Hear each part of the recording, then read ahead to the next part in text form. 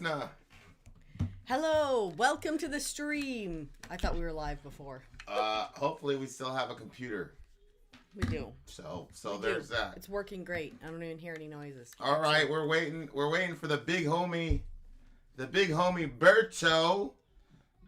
For all you lovers in America and Japan and all other places all over the world.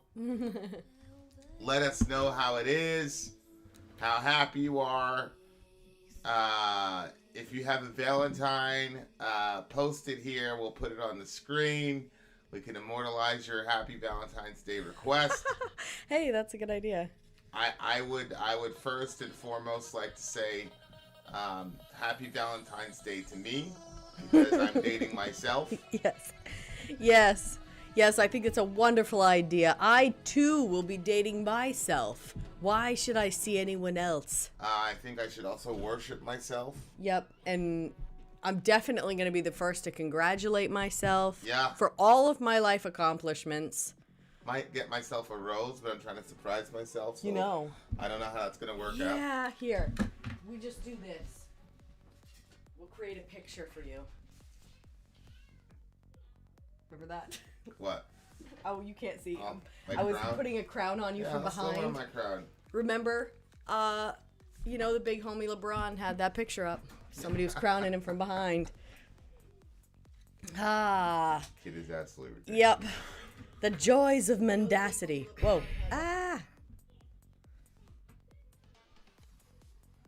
Greetings. Greetings, Xander. Good to see you, buddy. I would actually just start because he has to be done by a certain time. Oh, so okay. I would just get it started because he might be figuring, he'll get there, whatever. Are we sure we got the time right? Yep. Like, is he on Eastern Standard Time? No, he's not. That's why we worked it out that it was going to be noon Eastern Standard Time. Okay. All right. Well, we've gotta get right on the ball because our buddy Berto is on a time crunch. Okay, move it away from me. Okay. Focus on yourself. Can't seem to. Huh? Stop moving around and look at the screen, please.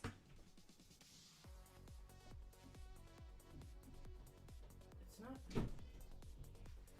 I guess that'll have to be it.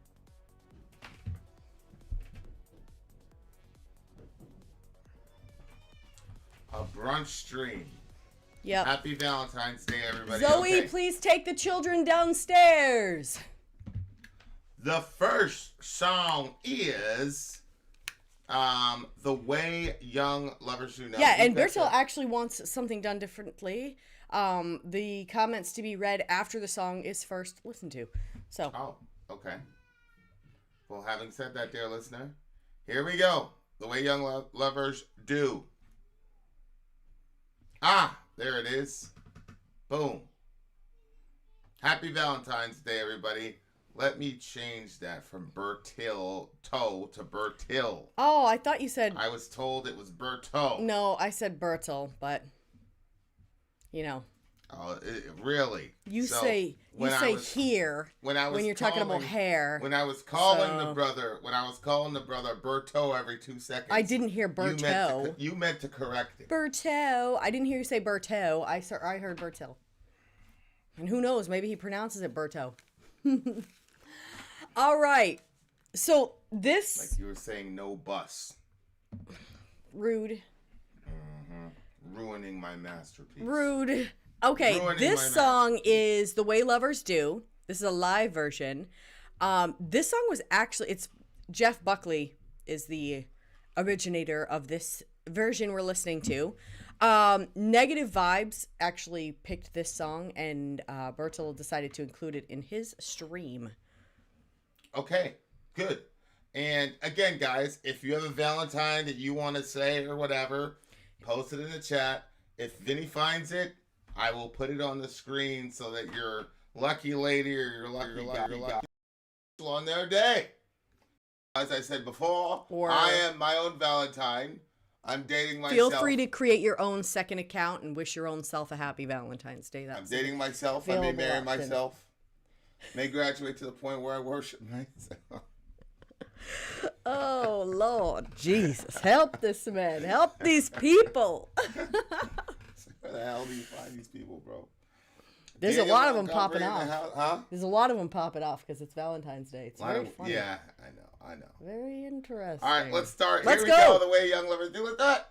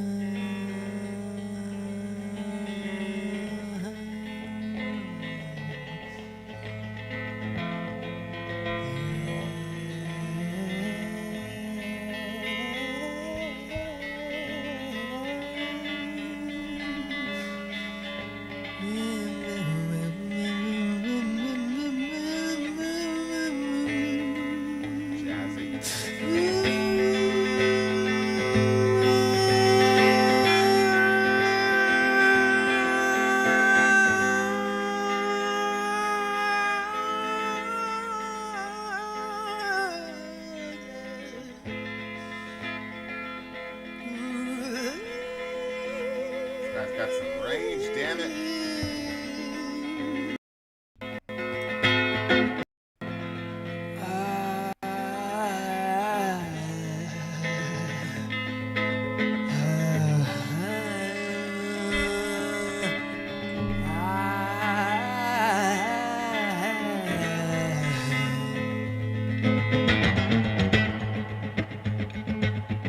Yes.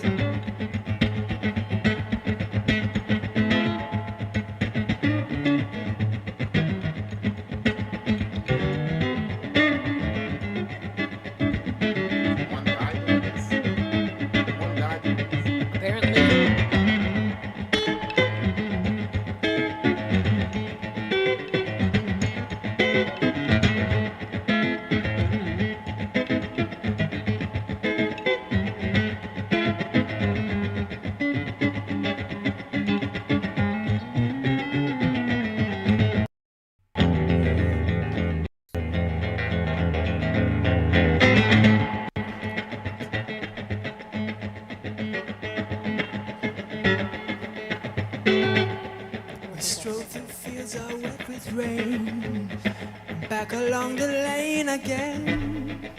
There in the sunshine, in the sweet summertime, all the way that young lovers do. Kissed you on the lips once more, say goodbye at your front door. There in the nighttime, Lord, that's the right time. Oh, I feel the way that young lovers do. And we sat on our own star and dreamed of the way that we were and the way that we wanted to be. And we sat on our own star and dreamed of the way that I was for you and that you were for me. Oh, and then we longed to dance the night away, turn into each other saying I love you, baby, I love you.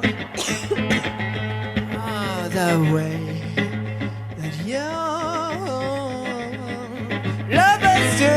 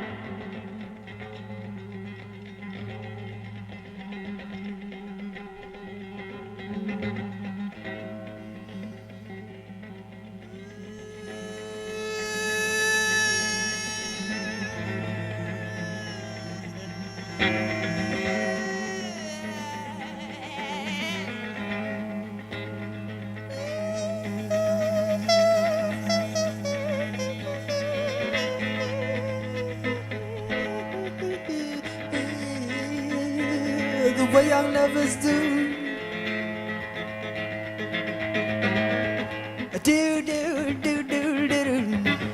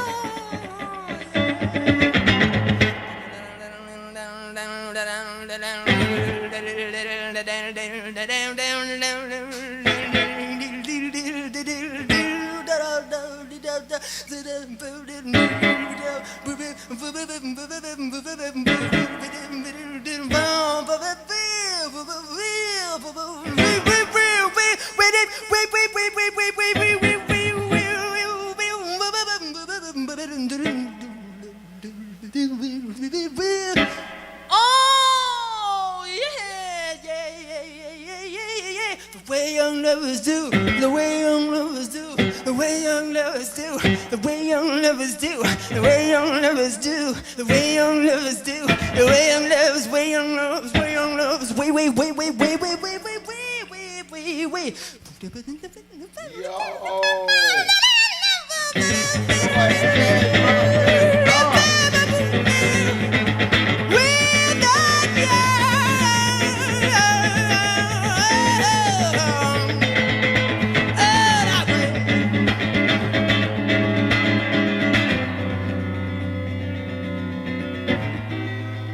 We sat on our own star and dreamed of the way that we were and the way that we wanted to be.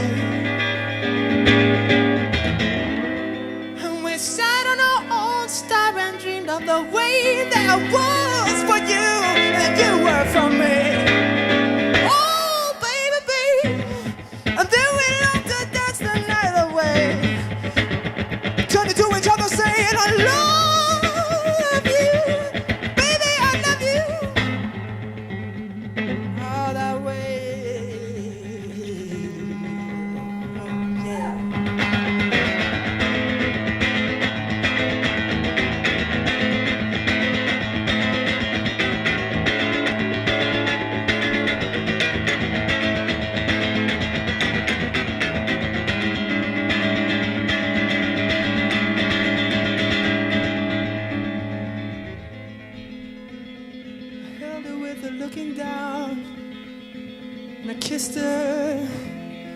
The snow falling down and the street light is a sweet light on the way that young, young, young, young. Oh, the way that young, young, young, young, young lovers. Oh, the way that young lovers, that young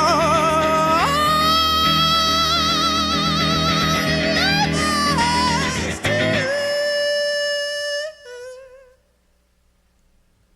Good night.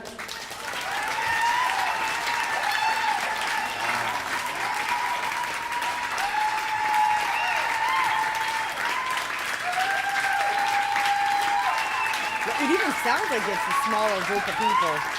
Huh? I was listening to everybody clap for the home. What did you say?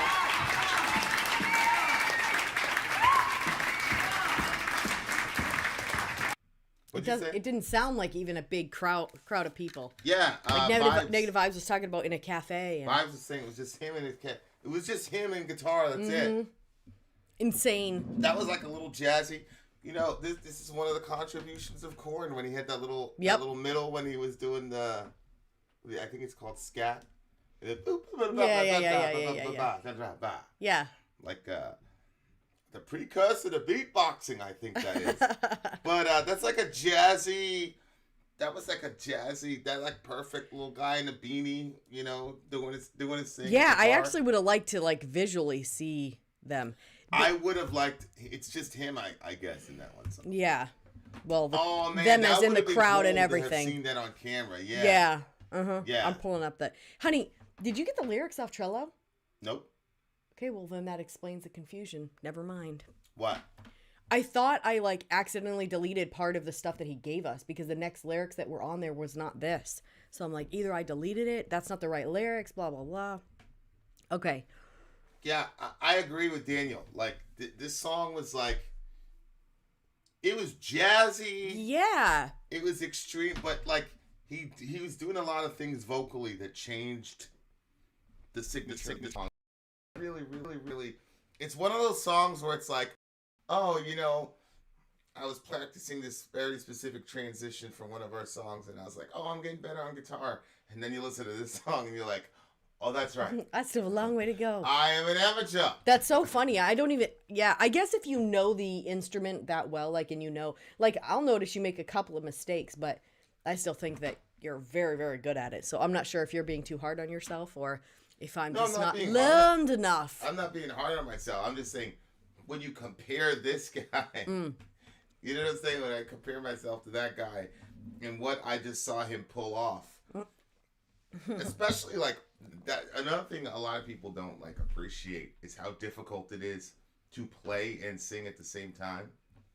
To do what? To play and sing at the same time. Oh. That was one of my frustrations last night. I'm like, I can't do everything. So yeah, he was killing shit. He was doing a really, really, really good job. Yeah. So when he first started out and he like the sounds that he was making, I was like, I don't like this at all. And then as it was progressing, what do you mean the sounds he was making? Play the beginning of the song.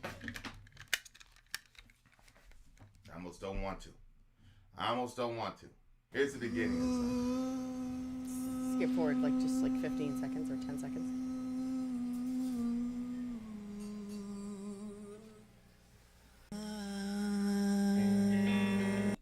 Yeah, kind of a... You didn't like that? No.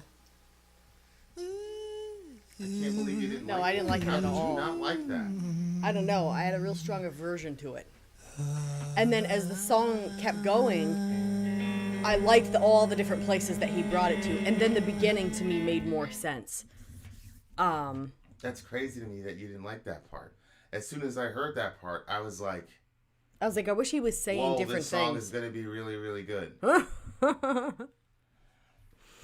We strolled through fields all wet with rain and back along the lane again. Is this the right ones? They're in the sunshine in the sweet summertime. Yeah, that's him. Okay. Did you do that? Yeah, I did. Oh, the way that young lovers do. I kissed you on the lips once more. We said goodbye at your front door. There in the nighttime. Love, that's the right time. Oh, to feel the way that young lovers do. You know what? There was... So, what was the name of that movie? It's an old movie. It's set around Christmas time. It's a Wonderful Life. And there's like one part where... The song reminded you of It's a Wonderful Life? No, just this piece. Oh. He goes back, like he's with the girl, like walking, but he's too nervous to kiss her or say anything or do anything.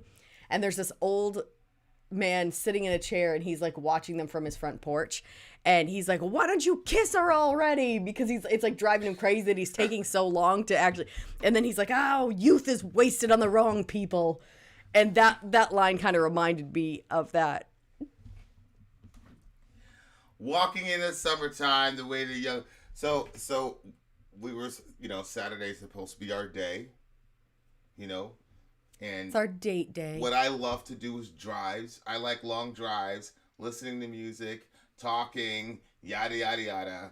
Soraya doesn't like to do that. No, it's not that I don't like to do that. That's untrue. Don't say that. That's not true. I used to not car for long, but now I'm more okay because I'm like, oh, we get to be in the sunlight. And... She's okay with it. But what she does like to do is walk. So the weather was halfway decent. So I said, for a walk. I get any credit, dear listener, for going on this walk, this wonderful walk with her? You better say yes. I did actually. I got some credit. She was pretty. I did. It took you, 30 minutes to appease me. Thank you, sir. But I loved the beginning part when he was doing the. You did. Humming into them. Oh, I love that. Was so good because I was like, whoa, man. Because I knew the instrumentation was coming in, but vocally, and I knew it was a live performance. So vocally, I'm like, a lot of times you hear somebody like on record, it's like, and then you see them live, and it's very disappointing. Yeah, yeah. I don't know who this guy is, but he was not very disappointing. He was amazing. He did a really, really, really, really good job. Okay, so lyrically, you're walking in the sweet show. Very whimsical song. Yeah, and we sat on our own star and dreamed of the way that we were and the way that we wanted to be. And we sat on our own star and dreamed of the way that I was for you. Okay, so they're old and they're like strolling down memory lane.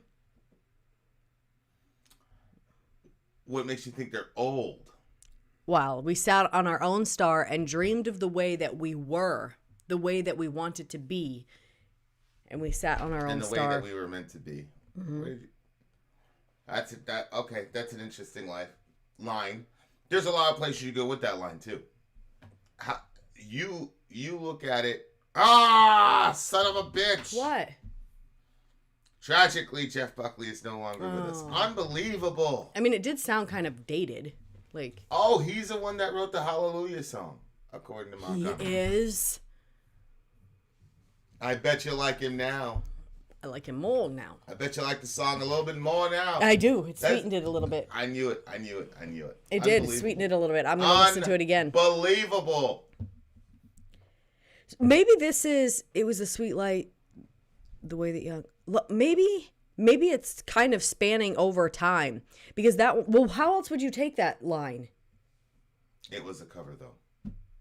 Oh, so he didn't write Hallelujah. Now you're back to... He didn't write Hallelujah. Now you're back to your horrible... No, I didn't think it was horrible. It was... I think this song set to the right place would be perfect. Let's say, how they'll have those scenes where there's a couple and they're at a park, a skating rink. Yeah. People are skating and they're sitting there talking, and then over the speaker has this song and they're walking through the park. It would be perfect for that environment. New York City has a couple spots where it's kind of whimsical if you're a couple. Really? Yeah. That's obviously Central Park. I mean, good Lord. Yeah. There's nothing like Central Park in the world that I've seen. Really? Yeah. It's a very, very interesting place. I've been. You have? Yeah. Inside? Mm-hmm. When did you go to Central Park? When I was in college. When I was in my cult, babe. We got breaks here and there. Oh, and they let you to Central Park? Well, I was with my friends that lived in New York, and so then we went around. They brought us to Central Park also as a whole class. We were all dressed in our black and white, a whole crew of culties. White shirt, button up, black skirt. Why? What was it? Why what? Oh, you were passing out tracts or something? No, we were there to perform at Times Square Church. Sing like a choir. They were met a choir before. We sat on our own star. I think that's such a romantic. That's so nice. Mm-hmm. Remember we used to talk about that stuff? Oh, you're on the moon. I'll catch you. Yes. Oh, he didn't want to talk about that publicly. Right. Oh. But yes, I agree. Also, when there's a whole new thing that people have been doing for a while where you buy somebody a star. Yeah. Which I'm always like. I thought that's a brilliant. That was probably one of the most brilliant shades of capitalism I've ever seen in my life. You can buy a star. 1,000%. Who's tracking this? But at the same time, it's romantic, and sometimes romance doesn't make sense. 100%. 100%. We sat on a star. See, I never want to be in that situation. Dreamed of the way that we were. I feel like relationship-wise, you should always be looking to the future and That's why I think that they're old. You know what I mean? They're older and they're reminiscing of, where they used to be, how they met. Like, I'm not looking at it as like a sad thing. It was just, but then when he says the way that we wanted to be, that part's, I'm like, is that sad? But the song didn't feel sad. Well, even if you're old, when you're in a relationship, you should still be looking forward. You shouldn't be how we were. No, babe, it's like a reminiscing thing. You walk down memory lane together. Oh, remember when this happened? Like, we never did that before. We do that. Well, you don't have to be old to do that. Okay. Why are you saying that they're old?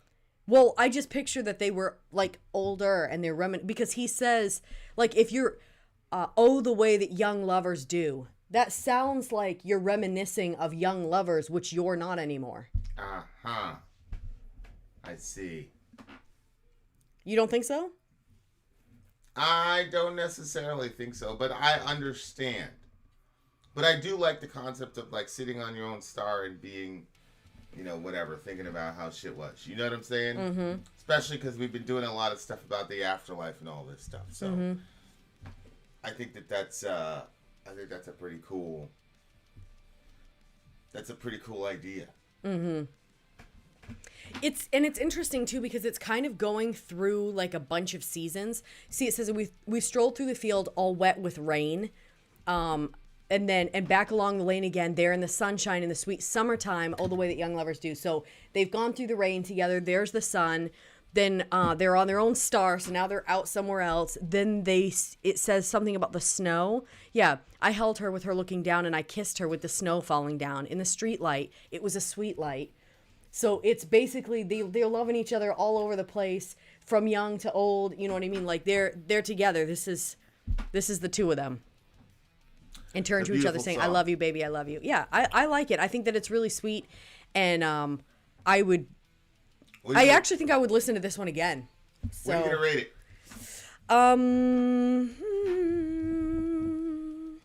it? Solid 9. I'm going with a solid 9. Thank you for the super chat. Joshua Scott, I might. Oh yeah, he should. He should. I might. I get all those conversations for free. It was in my dream last night too. I was like, it's on fire, don't buy anything. Have I got a deal for you? No. Okay. Let's rate the song, please. I gave it a solid 9, so you're talking to yourself when you say rate the song, please. Very interesting. I will also give the song a 9, actually. And it was a very, very fitting Valentine's Day song. So That's true. It's Valentine's Day. Happy Valentine's Day to all you beautiful people. Mm-hmm. Happy Valentine's Day to you. I'm still not certain. Oh, what? Don't what? Don't bring up that last conversation. Never mind. Carry on. You're still not certain about what? I don't remember. Good. I'm not certain that I trust you that we're okay for like skimming past Valentine's Day this year. We're not, like babe. No, we're months. not. We're not skimming over it. We're going out to dinner tonight. Oh, we are? Yeah, we are. I did not know this. Yeah, that's why this is getting done early enough. Oh, okay. Well, then, to the rest of you, I thought we had dodged the capitalist bullshit, but apparently we have not. No, I like going out to dinner. Any excuse.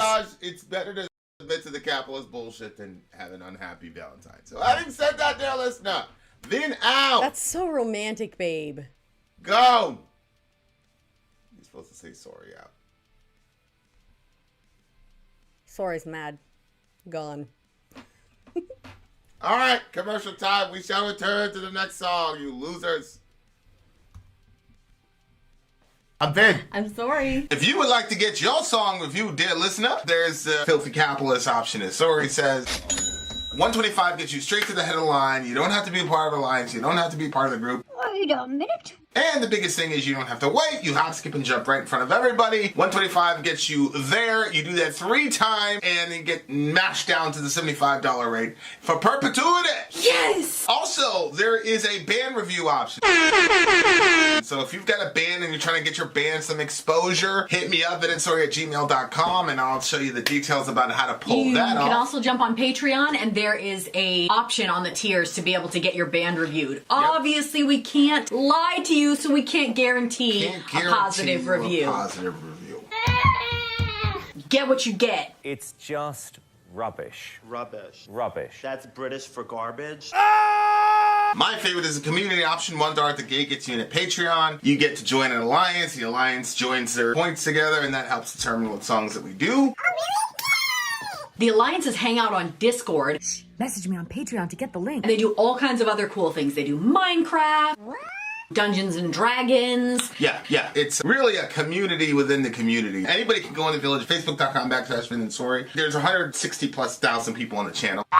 What's cool about the Discord is that it offers a real opportunity for community connection, friendship, that type of thing. And it's on Discord, so if you're not a Facebook person, it's for you. You start off at $1. Right. Plus you get exclusives. Sori and I are working on a song. So the first 15 seconds of that was on Patreon. Also, at $15 tier and above, when we actually debut the video, they're going to be there live with us. There you are, dear listener. Buy our merch. Buy our merch indeed. A child shall lead them. Yes, they shall. You guys, Dark Funeral, The Secrets of the Black Arts is next. I actually thought it said Black Hearts. I was like, oh, this is going to be... Yes. A very interesting Valentine's song. So we're going to actually read the intro information after that Berto wanted us to read. Did we read the intro information about it? Was just that it was from Negative Vibes, and he included it in his streams. Okay. Okay, so Dark Funeral. Let's go.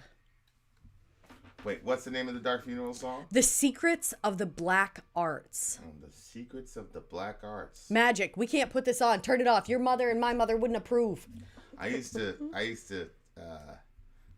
date a girl in high school, and her email address was Dark Arts Express.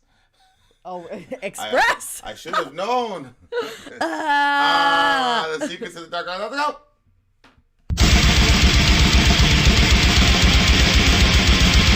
Let's go.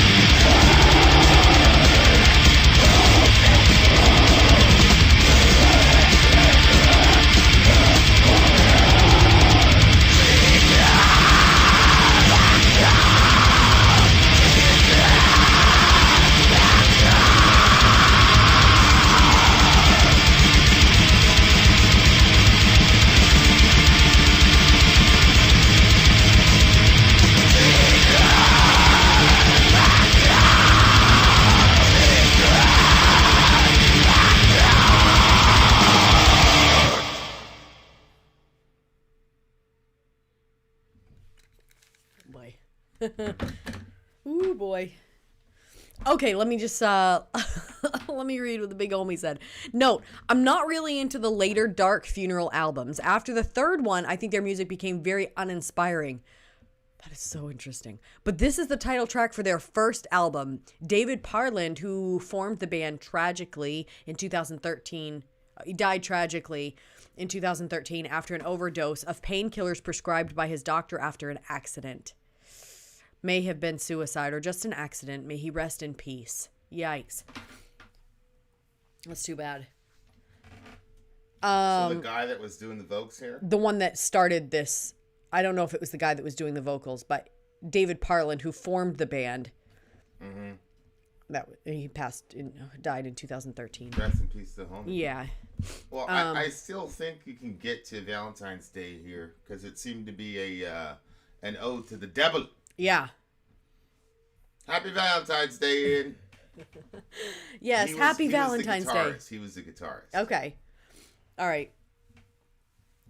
So, yeah, you can still do the Valentine's Day thing because it seemed to be an ode to Shaitan. Okay. It's so funny because he said... Odibillah? Yeah, God protect us. I feel like I'm going to say that when certain people... Never mind.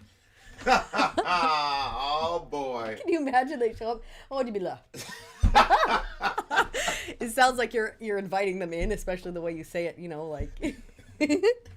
And you could really get away with that, you know what I mean? Like, because you do all kinds of, inshallah, and you say all these other things, so people would be like, just assume it means like, welcome to my home.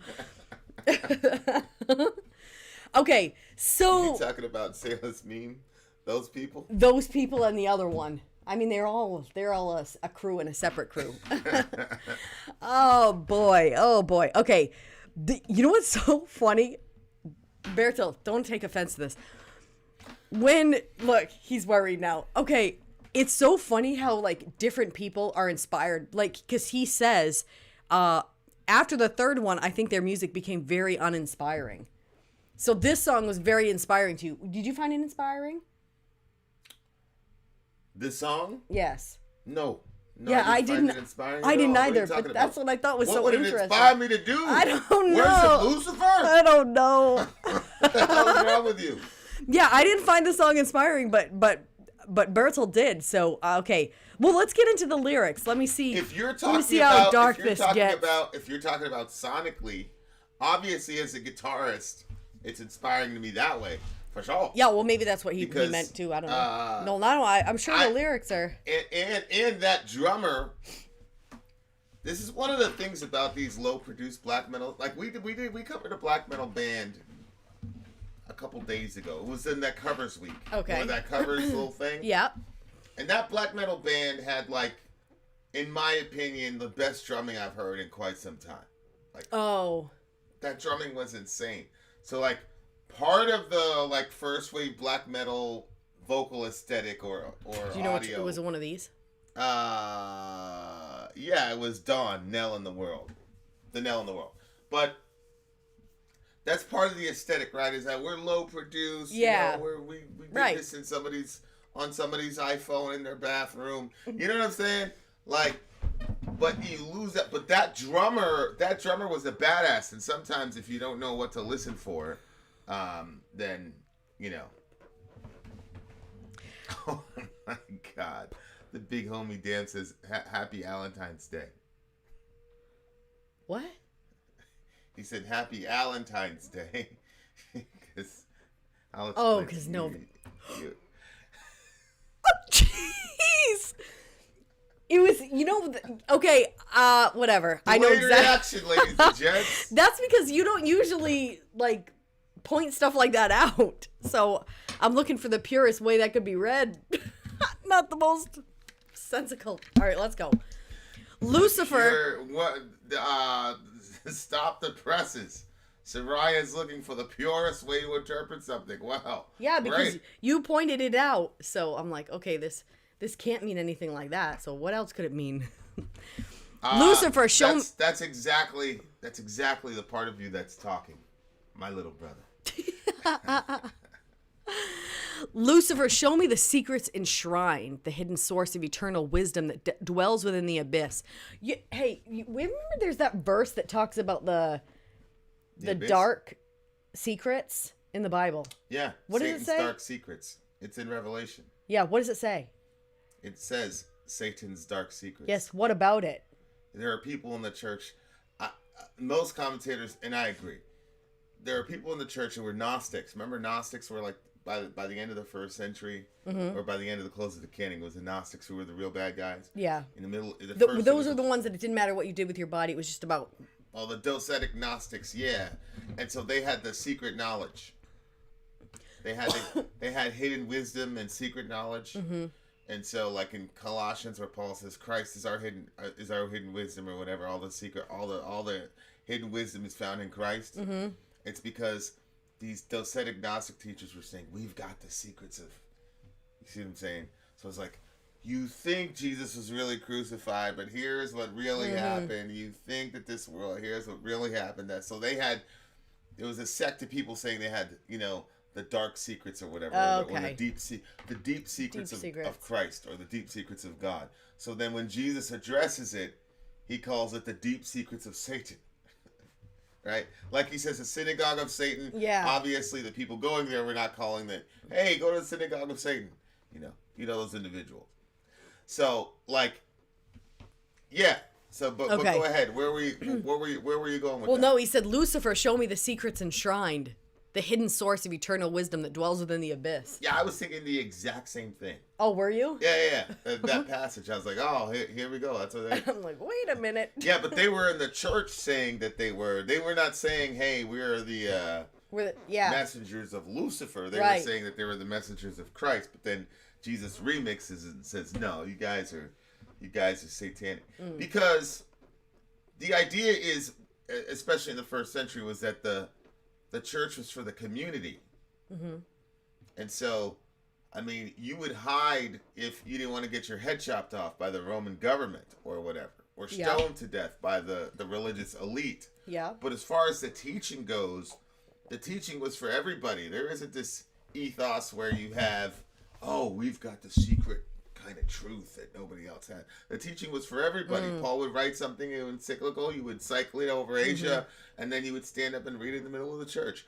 Even Revelation, which is full of the strange imagery, has a special blessing for the one who reads and understands the book, right? So, or who reads and obeys the book. So, because usually you had a bunch of illiterate people, but you would have an amanuensis or somebody who could stand up and who could read for the rest of the congregation. So the idea was to be as public as possible and share as much information as possible, but then you had this other group of people that had like this secret knowledge or whatever, and it's in that sort of environment that doctrines like this came up in. But anyway, this guy, show me the secrets enshrined, the hidden source of eternal wisdom. And again, there's theistic Satanism like Vatane, Eric from Vatane and all those folks, and then there's Satanism where it's like Satan is an icon of rebellion. Mm-hmm. He's not a real being with ontology in the universe. He's just an icon of rebellion itself. Okay. See what I'm saying? And which group believes that? Just the icon one? It seems to me that's the majority report among Satanists. That seems to me that's... Yeah, I was surprised when we were talking to different people on the channel, and some of them were like, believed that Satan was like an actual character. I was very surprised. Like an actual being? Yeah. And who was that? I don't remember who it was. I just remember people saying it in the chat when you would ask them, and I was surprised Eric because I didn't know that until that point. I didn't realize that. I thought Christians, obviously believe that Satan was an actual being, but I didn't think that any other group of people did. Like everybody just thought it was kind of. Well, yeah, but I'm talking about people that are not. Yeah, okay, Muslims do, yeah, but I wasn't thinking about the Muslims. I didn't think that anybody that was like, I feel like if you're in a religion that is seemingly like, if you're going into like satanic stuff, it's like we're clearly on the other side here. Like there's no like. You could see how people might think that the Muslims and the Christians and the Jehovah's Witnesses and put them all together as like a positive religious group. Right. So, anyway. Lord, I don't even like saying it out loud. Lord of darkness, I speak thy name. Bestow upon me a vision from the deep beyond the flame. Share me the power, enchant my darkened soul. Grant me the key to the mysteries. See, that's... And a lot of poetic sounding, people's though. understanding of Satan is that he's almost like Promethean. It's almost like he wants to give us knowledge that God wants to keep back from us, which is a very ironic set of beliefs coming from a Christian. Like, as a Christian, I'm like, wow, this is the exact same playbook. You know what I'm saying? But from their vantage point, I could understand it on the other side. What do you mean? Well, because he was the one that encouraged them to take the knowledge for themselves. Oh, I can totally see it from their side. You see what I'm saying? Yeah. So it's looking... from their vantage point, they really interpret that whole interaction as God was trying to withhold knowledge instead of, a marker for loyalty or whatever. Because if you have a perfect environment, then how can you demonstrate any sort of real love or loyalty or whatever? And that's what the tree was about. But if you just look at it at the surface level, it's, he didn't want them to have knowledge or whatever, which all through the scripture, people are commanded. As a matter of fact, you're so... That's true. That doesn't even match the rest of it if that's how you're interpreting it. You're so commanded to have knowledge that by the middle of the Bible, Proverbs... it evolves to the point where if you don't have knowledge, you're a bad person. Hence the term fool. Fool isn't just a mental calculation like, this guy's IQ is at here, so now he's a fool. Fool is a moral calculation in Proverbs. Like, that's how... Yep. And then in the New Testament, forget it. They'll say... The guy in Hebrews is basically saying, you guys are so dumb, you're probably not even Christians. Hebrews 6, the Vin translation. So, like... I understand from their perspective. Yeah. And I also get, like, look, if you're on the other team, you're not going to read the Bible from Genesis to Revelation. You know what I'm saying? So you're not going to have the context. On my side, I'm like, it's kind of odd. You know what I'm saying? Like, it's kind of weird, but okay. But I see what you're saying.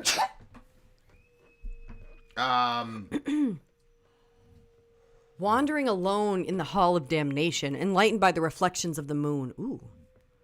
As voices of the night call my name. Bro. Yeah. I said it from the first couple of lines. It was very poetic. Enlightened by the reflections of the moon, as voices of the night call my name, I enter the halls of blasphemy. Rites of ancient sorcery unknown since the darkest centuries of time. The hidden chambers reveals the past, engraved in the archways in stone. You know what's interesting too is that, like, sometimes I think the picture of, like, God and the devil is they're almost, like, equal, like, they're counterparts. It's like the opposites thing. Right. So it's like, okay, you have one being that's, like, benevolent and is good, just full of love, but he's got so many, like, rules. I think this is how people look at it. Then you have, like, the devil. I don't think they look at God as benevolent and full of love, though. No, I was putting my stuff in there and mixing it with theirs. Yeah, that's true. It was a Sori remix version. Yeah, they're looking at our God as petty and small and mean and restrictive. Yeah, that's true. That's so interesting. And then, And then they look at the devil like this dark lord of, you know. It seems to me from what I've gathered is that the way the devil expresses love to them is not, it's more stand up, bitch. You know, like. Oh, okay. Like, it's like tough love. Like, an empowering type of thing. It's more about power. It's not about sentimentality as much as it is about power and like an Ayn Randian type of spirituality type of thing. You see what I'm saying? That's so interesting. Yeah. It seems to me that they even view God's love as another form of control. Basically, it makes you. I can see that. And sentimental and turns you into emotional, puffy. Turn the other cheek. Yeah. Yeah. Yeah. But keep going. All right. Where were we?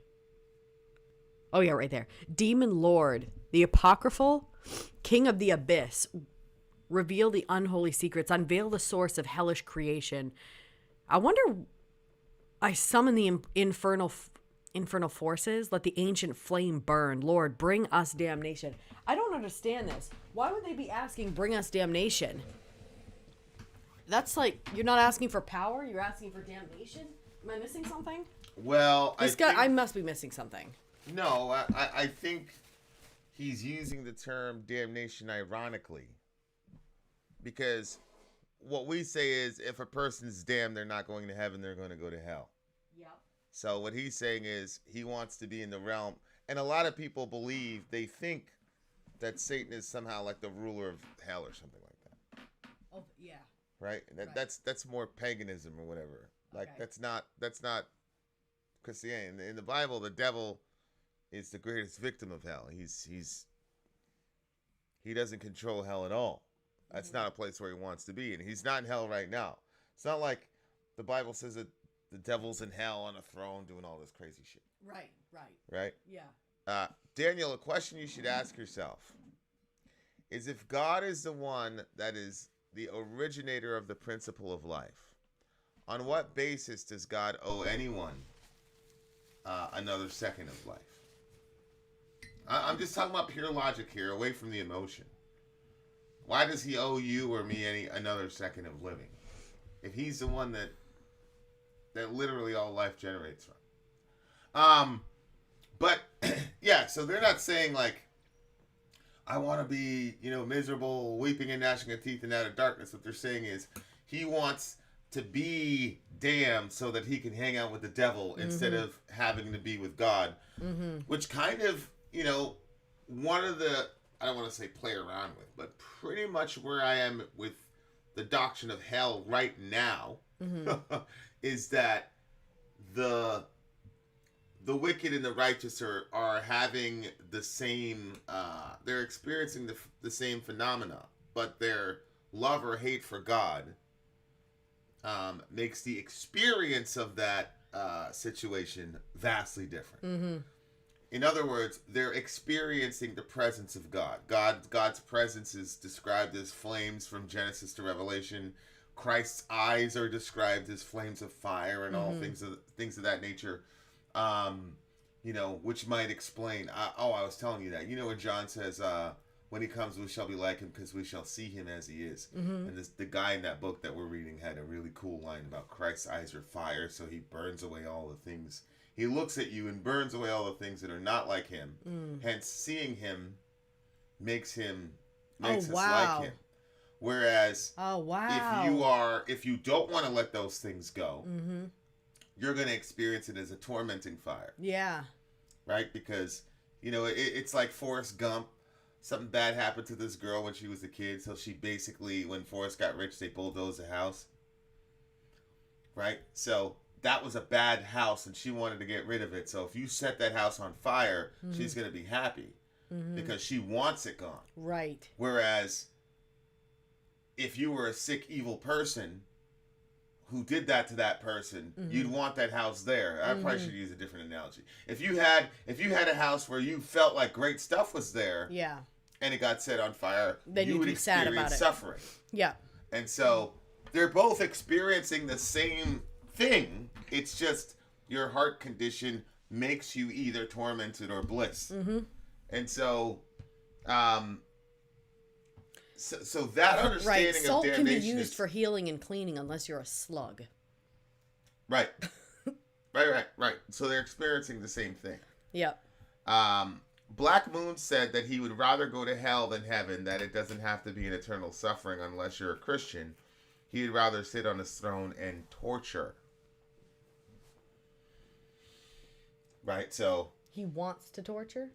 Again, this is his perception of hell. Right? His perception of hell is that he's going to go on a throne in the underworld and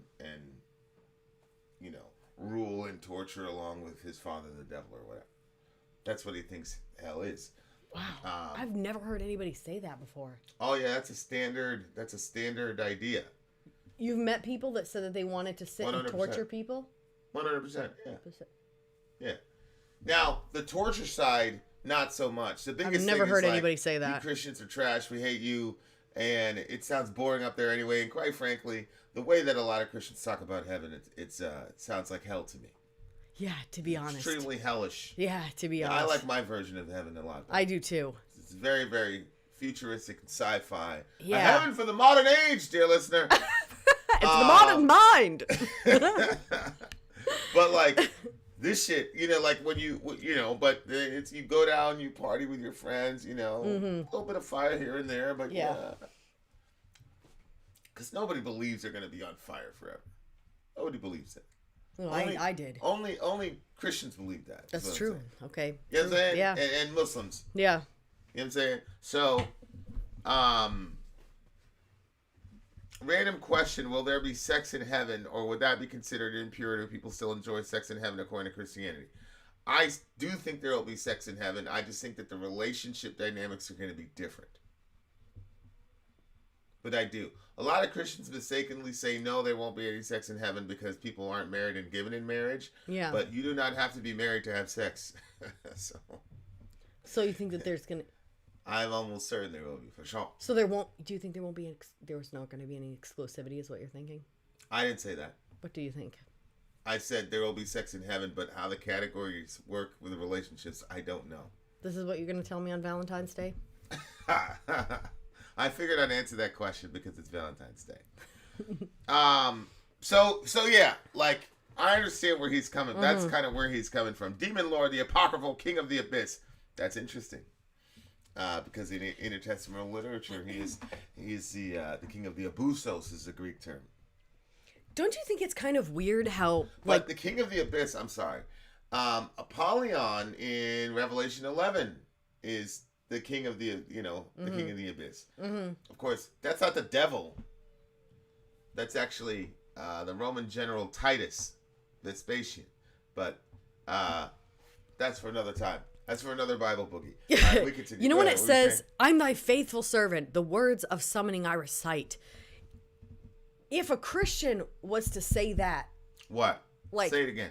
I'm thy faithful servant, the words of summoning I recite. Like, he's saying that he's a servant of this other being. Like, a servant, like a slave. Like, that's what you're saying, that you are of the... You know what I mean? But, like, if a Christian says that about God, it's like, oh my gosh, how can this be said? But, I mean, a lot of these different...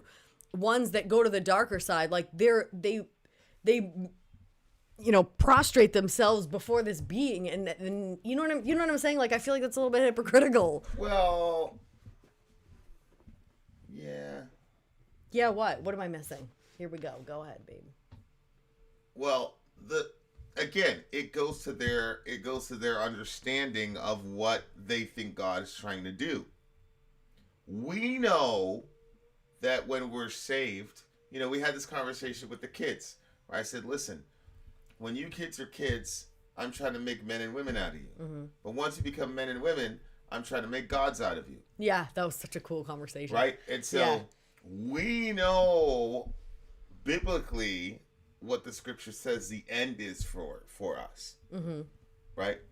It's the New Testament does say, praise God, he saved you from hell. Mm-hmm. Like, the end of the New Testament is not you get rescued from hell. The end of the New Testament is you sit on the throne of the universe, second only to God himself. Mm-hmm. Right? And which is why we have galaxies and other planets and things of that nature. Right? You rule cities. Jesus is in a Roman seats in Laban, so he's communicating in ways that people can understand. Mm-hmm. But so we know that God's aim is to glorify man above all of his created beings. We know that. Yeah. But they don't know that. So all the calls for humility and all these things that you see in the Bible in the Old and New Testament are God saying, I know that you guys are going to inherit the universe, but I can't have trust fund kids. Because nobody likes the trust fund kids. Nobody likes the young, arrogant, silly kid who riding on daddy's coattails didn't earn a fucking thing and is walking around arrogant in his Lamborghini and never had to struggle or anything for a day in his life. Mm-hmm. So we know that the calls to be a servant, to be a slave, to have humility, turn the other cheek, all those things are preparing us to not be trust fund kids in the next phase of our existence. But they don't know that. All they're looking at are like, oh, he's just petty and he's insecure and he wants you under his boot and blah. So when you serve the devil's saying, I'll give you power, I'll raise you up, and all the rest of it. So they're looking at it like there's an exchange happening. Again, Atlas shrugged. I see. There's this kind of exchange happening where if they serve him, he'll give them access to power, all this other stuff. Mm-hmm. So I understand. Okay. Shout out, hey, Sunil Science, what's up, buddy? I understand. I completely understand. Okay. You know, all right. all that. Lyrically, it's a pretty in-depth song for sure. Yeah, I felt like lyrically he got it. It sounded artistic, you know. But like sonically, I can't get into it. I can't get into that like dark. I can't get into it. I understand. What'd you get the song? A 4. A 4? Yeah, I really don't like it. I mean, I'd give it a 4.5 just because I did think that the lyrics were he's getting all his points from the lyrics. But the sound of it, I just can't throw in with it at all. There was some tremolo melody in the middle that picked it up for me. So I'm going to give this a solid 8.2. Here we go. A solid 8.2.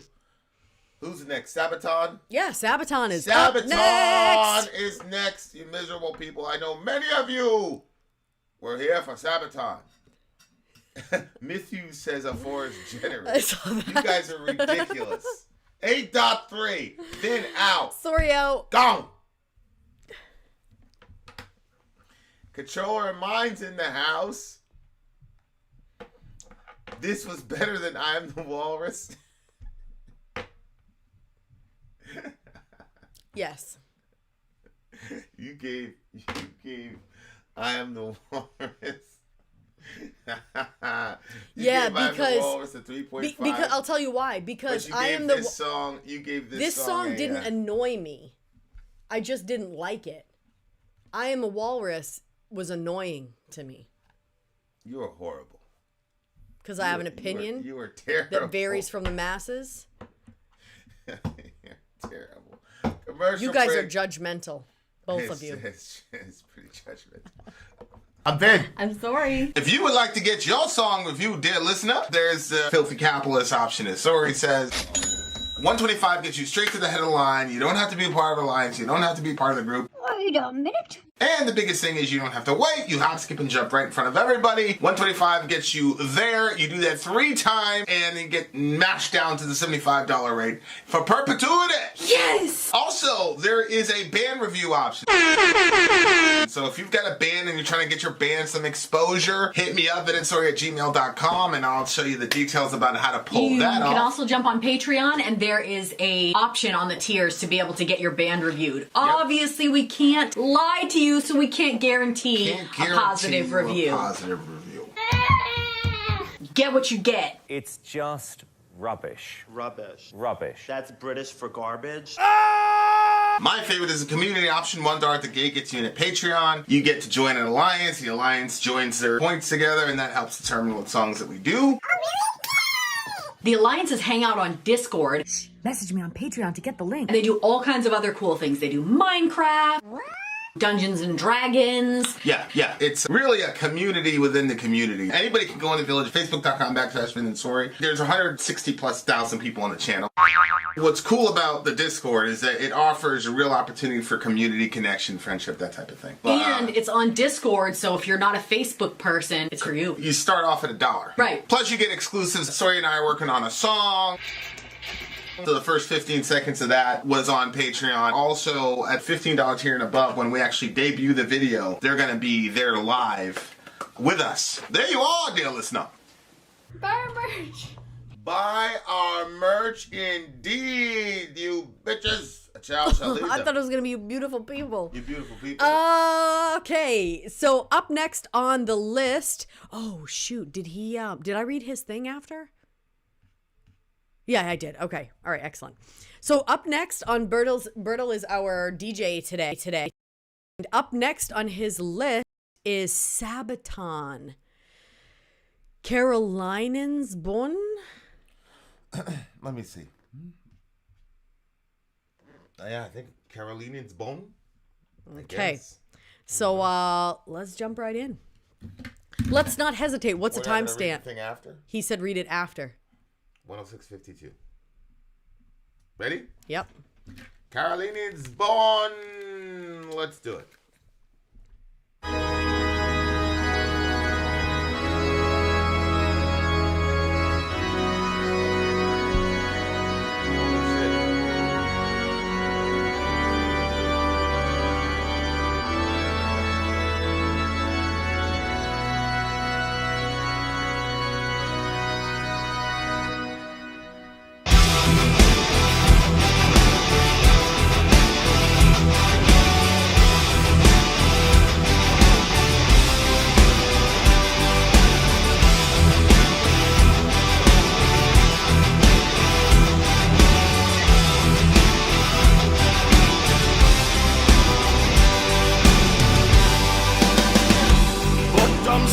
rikes gränser hörs ett kall från ovan jord. Följer kristendomens regler, offensivens man, soldat i Jesu namn. För fränder, fosterland och konung,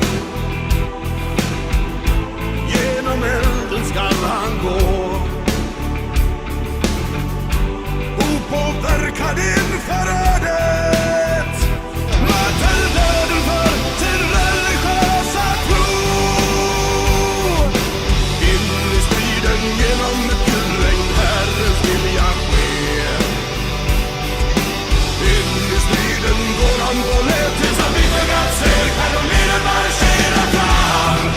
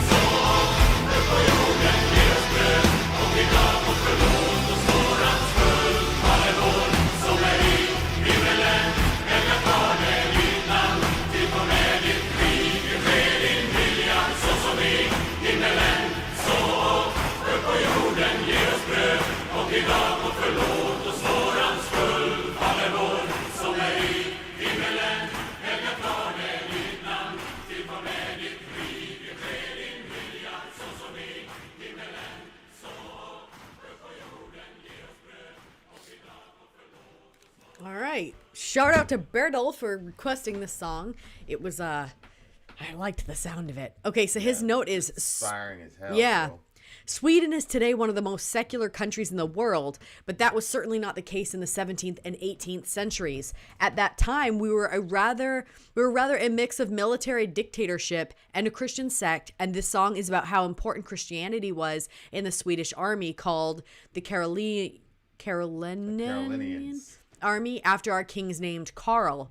During 17th and 18th century, the translation of the song, thank you, honey, is the title to the Karolinens prayer. I have translated the lyrics myself with the help of OSC Tripping. OSC. Oh, yeah. Is he Swedish? OSC Tripping? I would assume so. Okay, so he's got the lyrics right up here on Trello, so you can. Did you send those to me? I did, but I saved them in the downloads for some reason. you wouldn't click the save button. No, I did. You flagged me off like I was a fly. I clicked save. Shoo fly, shoo. I clicked save to download. How dare you? Happy Valentine's Day, Sori. How dare you? How dare you tell me I said that? How dare you tell me I said that? Beyond the border. This song is pretty freaking inspiring. Yeah, it really was. It was inspiring all on its own, and then you were like, "Look at this," because I didn't know exactly where we were in the lyrics, and then you showed me the Lord's Prayer. The Lord's Prayer coming in. Yeah, and to Montgomery's point, it's probably a bit blasphemous to include the Lord's Prayer in a war song, a song about jihad. You know what I'm saying? He's like, I don't think hippie Jesus would be cool with that. I don't think hippie Jesus. So in 1682, Charles started to reorganize the Swedish army, which proved to be rather weak in the Scanian War. Each province was bound by contract to raise and supply a regiment of 1,200 men called Karolinians, or Karolians. During the years of training, the infantry tactics grew more efficient than anywhere else in Europe.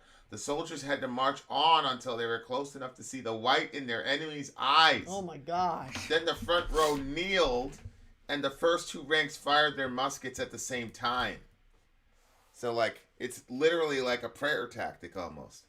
The iron-hard discipline and courage which was needed for such offensive battle tactics was made possible by the strong belief in God and every Karolian had. So the Swedish army often managed to defeat a numerically much larger host. Wow. Okay. Wow. So again, you know, I talked about this. Like, war is not something we should. And as you know, controllers saying, war. You know, those are pretty short range weapons, but it's not something you should celebrate per se. Are you saying that was when the two crews got, like, the two armies got face to face, and then the first row would kneel and shoot while the second row was already shooting? Yeah, but their tactics were like, you'd march until you see the white of their eyes, and there's only 1,200 of them. Oh my gosh. That's it happens sometimes. You know, I talk about cutting a break. Like, if you're more aggressive, a lot of times you can do more in smaller numbers. Mm-hmm. You know, for sure. That's why we're watching that movie. They made that big movie, and the guy was the only one that survived. And they kept running backwards. Like, they would have had a better shot if they would have just, you know, charged. Oh, you mean like when we're on Fortnite and you say, come back in this building, and I say, it's probably a bad idea if I turn around, and I do, and then I get killed? Because you're not a very efficient builder, sweetheart. I don't build at all. So, that's kind of the problem. Okay. Beyond the border of the Swedish kingdom, a call is heard from above. Follows the rules of Christianity, the charging man, a soldier in Jesus' name. Wow, that's so weird.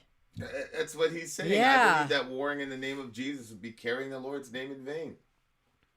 Like, he's right.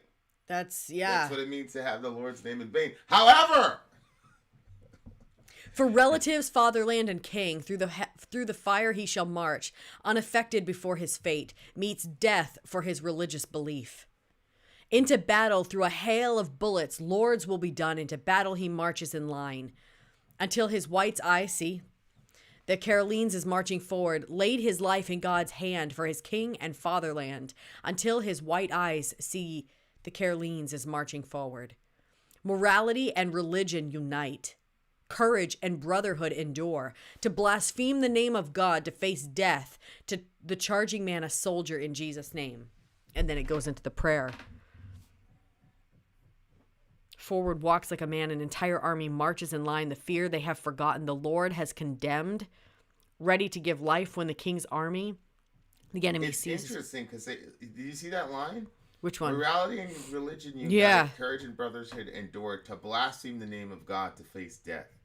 So even maybe they understood that to do that in the name of God that's their translation. Let me look at Genius, because if that's the thing, that means the authors of the song are agreeing with Daniel. Right.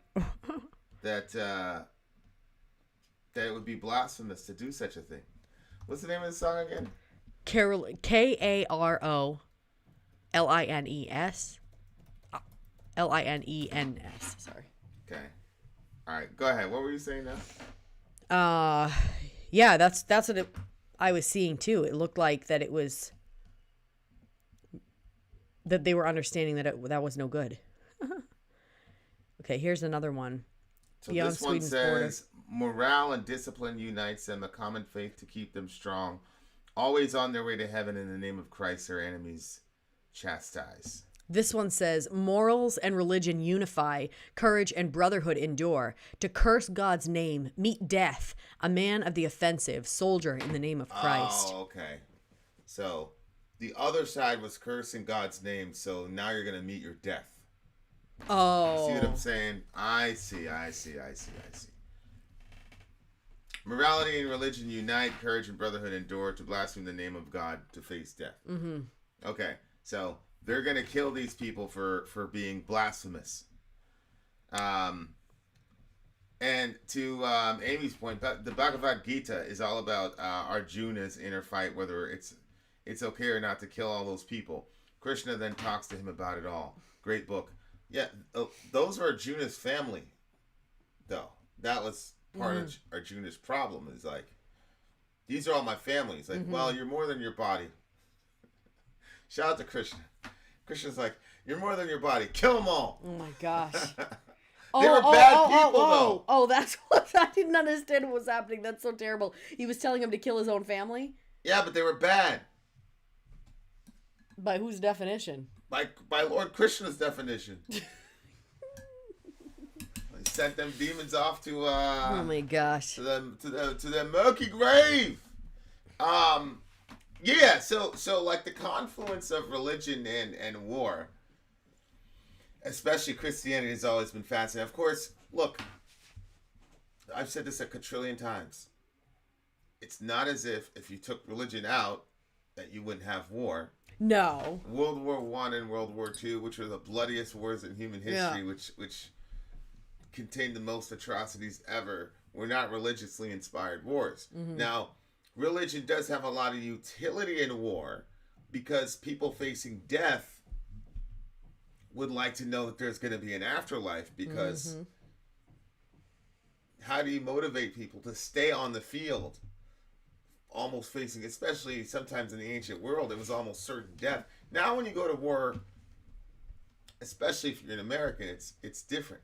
Like, you're not in a situation. Yeah, it's farther away. Yeah, you can call in air support. Like, we'll make movies like Black Hawk Down. It's like 18 people died, bro. Mm-hmm. And like, obviously, that really affected me. Obviously, in a bunch of different ways. I still talk about Randy Shughart, Gary Gordon, all those guys. But there's only 18 people that died. Right. That's like 5 seconds in World War I. Yeah. I mean, World War II. And like 16, 17-year-old kids. You know what I'm saying? So we don't really know what it's like to have that kind of war fighting and that kind of mentality. Mm-hmm. So my point is, religion has a bunch of utility in a seated Leben, where if you go to war, one or two of you, like one out of two, you're going to die. Yep. And you're not. It's not going to be fun. Might be gangrene. You might have a couple limbs amputated. You still end up dying. You know what I'm saying? So, religion as the sort of utility that keeps you on the battlefield and And of course, a lot of these religions, which biblical Christianity being an exception is really interesting, but a lot of these religions will give you little bonuses for dying in war. Yeah. Right? So Valhalla, that whole concept, you know, the highest honor in Viking, you know, certain Viking, you know, iterations of religion is to die in war. Islam, the Shaheed, if he dies in war, Allah's going to ask him, I'll do anything for you. What do you want me to do for you? And the Shaheed, the martyr says to Allah, send me back so I can be martyred again. And Allah says, no, I can't do that for you because you guys are too holy to go back on the earth. You know what I'm saying? So religions evolved to include warfare and include special privileges for those who died in acts of war. Well, I mean, I would think that, I don't know, probably you have warriors that want to be a part of war and they want to be a part of that level of violence. But you probably have a whole bunch of people that are not like that. I don't know, probably it's for everybody. Killing another human being, like, you've got to feel some negativity about that, some guilt, some, I don't know, some, you know, you just face that, like the trauma, I guess, of the moment. So I think that, you know, they try to maybe combat that with a religion, which should be the highest thing, like your spirituality should be the highest. And that is saying what you're doing is right. So then you're able to combat those horrible feelings that you have with, well, my religion says this is good. So it kind of like keep you more level. Oh, I agree. If religion is not the main cause, it's certainly a catalyst. Well, what was the religious catalyst for World War II? What was the religious catalyst for the atrocities of the Soviet? As a matter of fact, the Soviet Union, as I've said many times, and it's just a historical fact, was actually an exercise in what historians called forced secularization. Which is the atheists were able to take control of the government, and we saw what happened there. Same thing with China. Look, human beings want other human beings as resources. That's it. Well, it's easier to blame the atrocities on a religion because then you can say, well, we can get rid of that and then we'll all be good. But if the problem lies in all of us, well, we can't get rid of all of us to make the problem go away. So it's easier to say, let's just blame the religions on all these problems. Because honestly, a lot of people have that mindset and they don't ask themselves, well, what about this one? And what about that one? The ones you just listed off, you know? So instead it's like, it's very simple to just say religion's the problem. Yeah. Oh, yeah, I agree. And believe me, I love simplistic thinking. You're always, well, that's the simplest explanation for that. Yeah, look, we want each other's resources. That's it. Yep. And me. But here's the conflict with human beings is that because we're all created in the image of God, we all want to find a way to justify why I'm about to kill this dude and take his shit. Right? Now, you do have, and so you're going to create some sort of righteous reason for why you did it. So, like, hey man, communist revolution, we're going to eat the rich. You guys have been fucking us this entire time. You've been taking advantage of the poor. We need to seize the works of, we were listening to this yesterday with Atlas Shrugged, which is, property rights aren't real, but people who own property only get to do that because the people who have the right to seize property are allowing them to stay in their homes. Like, so that mentality is setting people up to go and take people's shit and feel justified by it. Yep. So you have a drive to take people's shit, but you also have a drive to look yourself in the mirror and tell yourself you're a good person when you're brushing your teeth. So it's not that you're a lecherous, evil bastard. It's that you're eating the rich, and the rich are the real bad guys because billionaires shouldn't exist. That's why I'm like, yo, that's dangerous language because I'm a student of history. And when you use language like that, billionaires shouldn't exist. That's not good language. And I would say I am a Marxist to a degree. That's it. To a degree. Nothing you say now going forward will matter. But so what I'm saying is Marxism gave a philosophical justification for people doing horrible shit to other human beings and to their neighbors, and people feeling like, yep, that's cool. You know what I'm saying?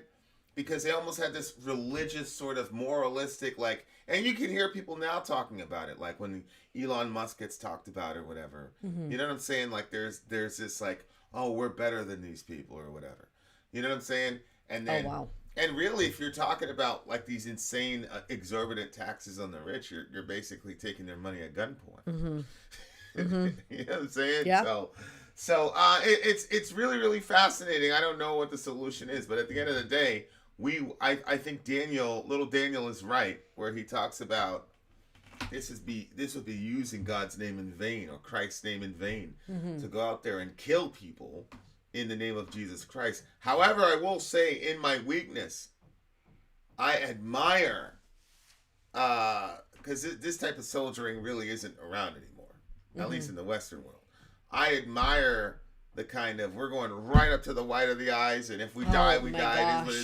Like, I admire that kind of commitment, which is why I'm so bummed about Brady, you know.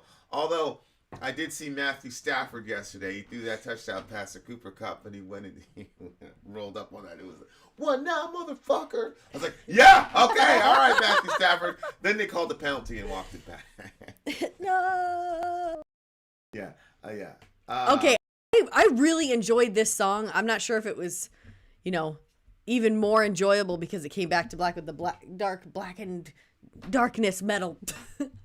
But I really like this one. And what? I'm not sure the term billionaire should not exist is so bad because the sentiment is that people should not be able to simply hoard wealth so much they can tip the economic scales themselves. Okay, so if they shouldn't exist, what does that mean? How should we extract the billions from Mark Zuckerberg? What if Mark Zuckerberg doesn't want his billions extracted? And why should we stop at billionaires? Why not millionaires? You know, Bernie was condemning the millionaires and the billionaires in 2016. And then in 2020, he was condemning the billionaires because in the interim, he had himself become a millionaire. So should an untouchable in India say that decadaires, people who make $10,000 or $20,000 a year, they shouldn't exist because that's 50 times what they'll make in their entire lifetime? Where do you draw the line, and how do you enforce those laws? That's what I'm talking about. What do you give the song? This is a 9, a solid 9 for me.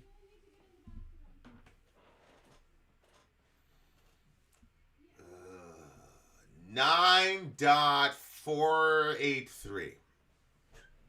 I really good song. Really good song. Agreed. Definitely agreed. For sure. All right there, listener. There you are. Having said that, Vin out. Sori out. Gone. We'll be right back at you with another song. Don't go anywhere. Dwayne says 3.5. Oh, Dwayne, you're never going to forgive me, are you? Yeah, Franz, I understand taxes. The problem is that, you know, me and you were having this discussion. Rich people will never accede to paying taxes to the degree that they should be taxed. Because a rich person is going to say, I'm going to pay this politician or these series of politicians $30 million. And that's going to save me $100 million. Mm-hmm. You know what I'm saying? Yep. All the people who write all these tax codes, they're all rich themselves. That's why the Bible says not to take a bribe. They write the tax codes with all these loopholes and shit that you don't know about until you get rich. And you'd do the same thing if you were rich, though. 100%. It's not like you'd be like, gee whiz, I'm rich. Let me just go. 100%. Give it. You don't give your money away now. Why are you going to give it away then? I mean. Commercial break, dear listener. We shall return. I'm Vin. I'm Sori. If you would like to get your song reviewed, dear listener, there's the Filthy Capitalist option. As Sori says, $125 gets you straight to the head of the line. You don't have to be a part of the alliance. You don't have to be part of the group. Wait a minute. And the biggest thing is you don't have to wait. You hop, skip, and jump right in front of everybody. 125 gets you there. You do that 3 times, and you get mashed down to the $75 rate for perpetuity. Yes! Also, there is a band review option. So if you've got a band and you're trying to get your band some exposure, hit me up at itsori@gmail.com, and I'll show you the details about how to pull that off. You can also jump on Patreon, and there is a option on the tiers to be able to get your band reviewed. Yep. Obviously, we can't lie to you, so we can't guarantee a positive review. Get what you get. It's just rubbish. Rubbish. Rubbish. That's British for garbage. My favorite is the community option. $1 at the gate gets you in a Patreon. You get to join an alliance. The alliance joins their points together, and that helps determine what songs that we do. The alliances hang out on Discord. Message me on Patreon to get the link. And they do all kinds of other cool things. They do Minecraft, Dungeons and Dragons. Yeah. It's really a community within the community. Anybody can go in the village, facebook.com/Vin and Sori. There's 160,000+ people on the channel. What's cool about the Discord is that it offers a real opportunity for community connection, friendship, that type of thing. And it's on Discord, so if you're not a Facebook person, it's for you. You start off at $1. Right. Plus you get exclusives. Sori and I are working on a song. So the first 15 seconds of that was on Patreon. Also, at $15 tier and above, when we actually debut the video, they're going to be there live with us. There you are, dear listener. Buy our merch. Buy our merch, indeed. And a child shall lead them. All right, next up on our DJ stream is Istapp Frostbiten. Frostbiten. Is there something you're supposed to... Oh, you're going to read it after. You're going to read it after. Okay. Istapp Frostbiten. Let's do it. This is for the big homie, DJ Berto. Right there. So, many thanks to him. Skull, my brother. Let's do it. Hey! Frostbiten. I'm about that life. Sounds very, very good. Yeah.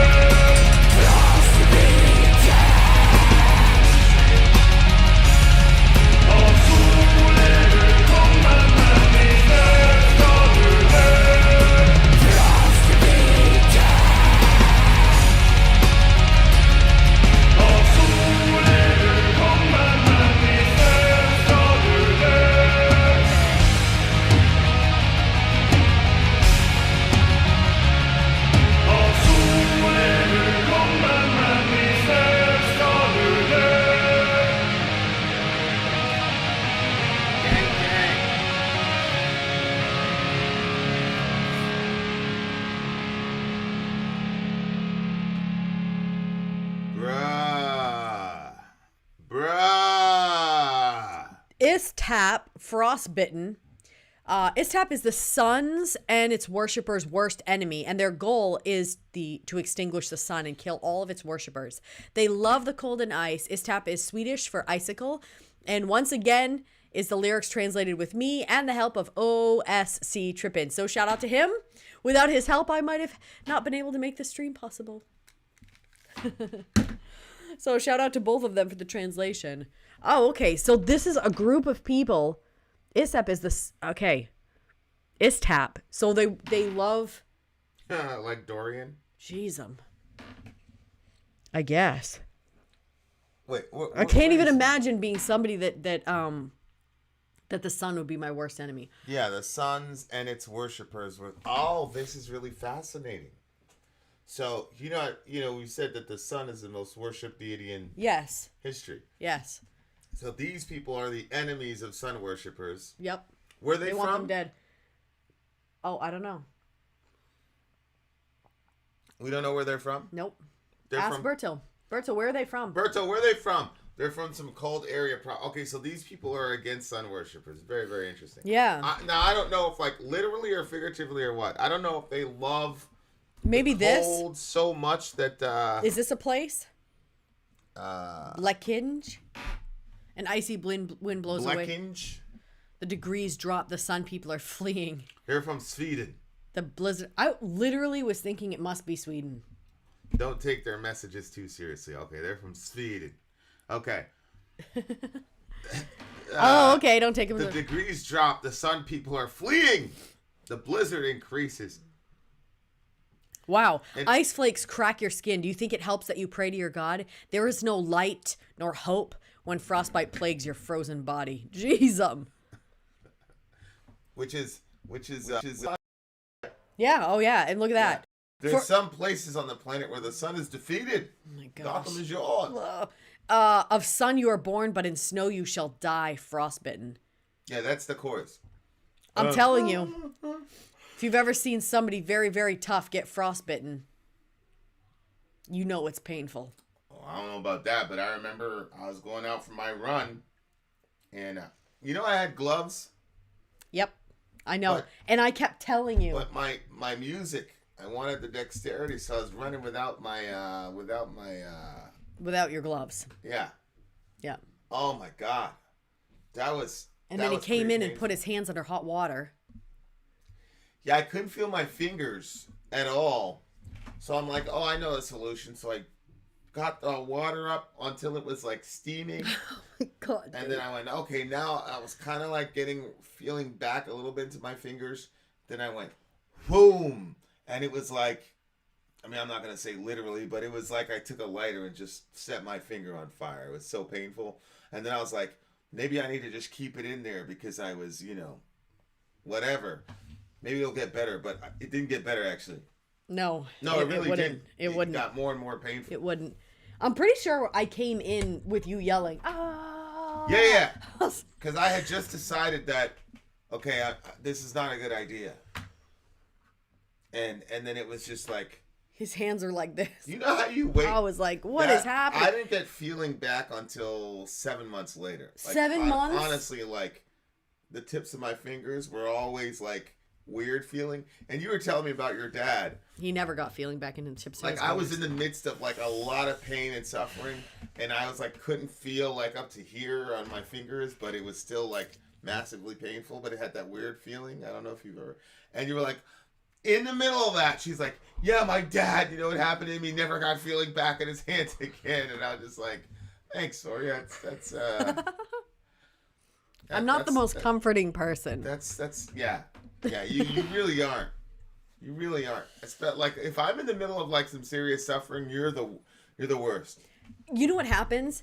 When I'm in the middle of something, I want to know. I want to know what the details are. What are the chances? What's that like? So I'm detail oriented in stuff, and I'll ask you like, okay, what do you think's gonna happen with this? Like when I'm in the middle of a situation, and the question might bring about something that could be like feeling worse than what. But so I am assuming that of somebody else. So if that was happening to me, I want to know, okay, what are the chances I'm not going to get the feeling back? What are the chances that this is going to last?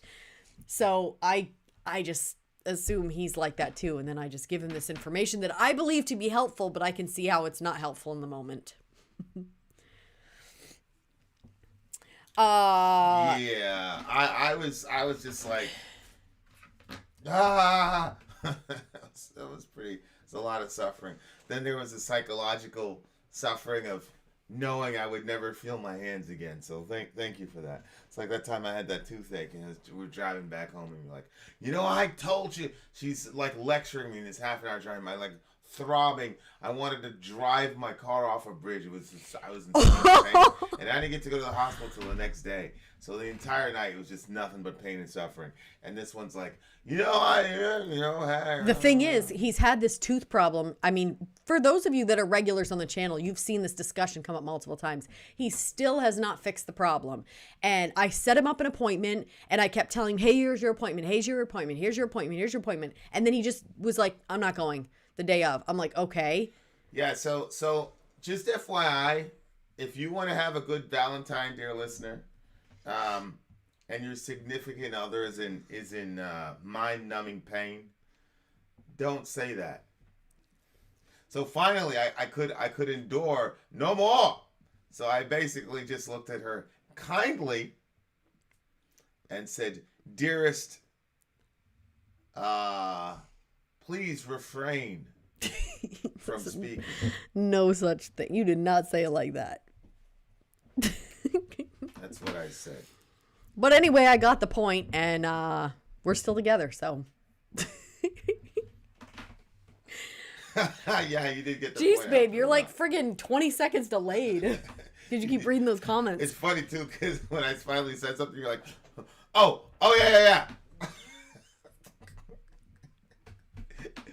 Oh, my God. Okay. Wretched cockroaches who crawl around will be cut by the claws of the cold beast and vomit when hooks cut their knees. It's so funny. One by one you were snatched away. None of your kind will be left. Your corpse will be desecrated and your heritage will disappear. Oh my gosh. When the globe can no longer burn in the sky. Of a sun you are born, but in snow you shall die frostbitten. You heat-thirsty parasites. It's so hard to not take it seriously. It's so hard to not take it seriously. Like that there would be people that, they're acclimated to the, I don't know. I liked the sound of the song, though. I've never heard this band before. Have you? Oh, my God. Oh, no. Dorian's in the shower. I'm not going to get my Red Bull. I hate this family. Why do they say, yeah, I've got it, when they don't have it at all? Look, we've got the lyrics right here, AT. This is about people hating the sun. Of sun you were born, but in snow you shall die. This has been my favorite song of the day so far. Easily yeah, I know. Okay, so what happened with mine? Easily the best song of the day. Well, no, not the best. This one was really good. So I wanted to. I've never done this before, but I wanted to change the last song to a 9.4. So because I liked the last one better than this one, and then I was gonna make this one a 9.1. Makes absolutely no sense whatsoever. To you. But you're the same person that's sitting with a bad tooth for months on end. That makes no sense to us regulars. So I don't need to hear your judgment. That's for sure. Okay, so the Sabaton score is going to get amended. Yeah, so Sabaton went to 9.4 because I realized I actually like Sabaton more than this one. But this song I liked also, and I feel like this one should be like a 9.1. So. All right, so score the song, please, you weirdo. Yo, I just did. I said a 9.1. 9.1. Okay, it's a 9.65 for me. What? A what? A 9.65.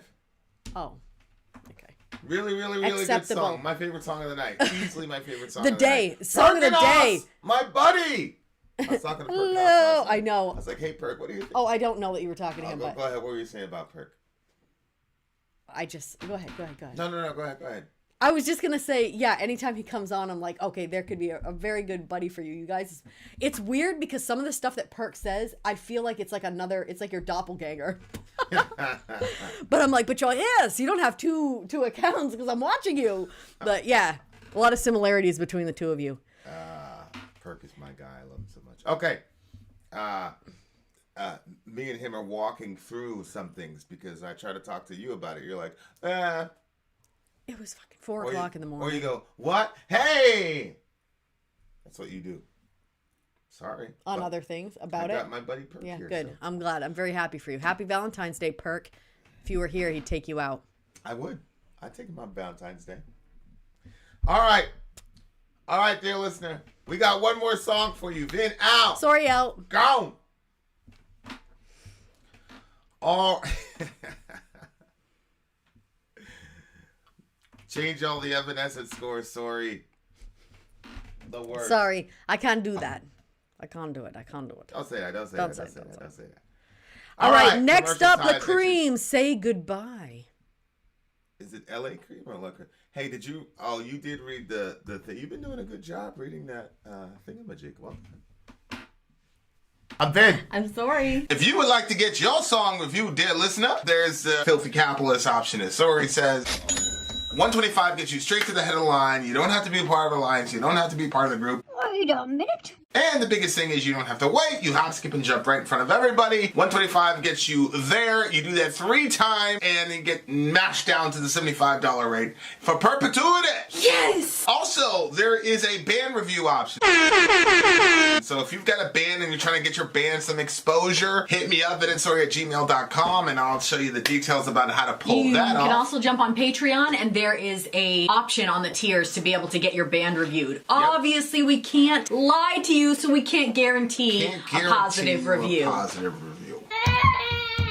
Get what you get. It's just rubbish. Rubbish. Rubbish. That's British for garbage. My favorite is the community option. $1 at the gate gets you in at Patreon. You get to join an alliance. The alliance joins their points together, and that helps determine what songs that we do.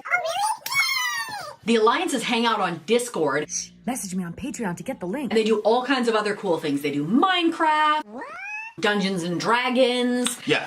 It's really a community within the community. Anybody can go in the village. Facebook.com/Vin and Sori. There's 160,000+ people on the channel.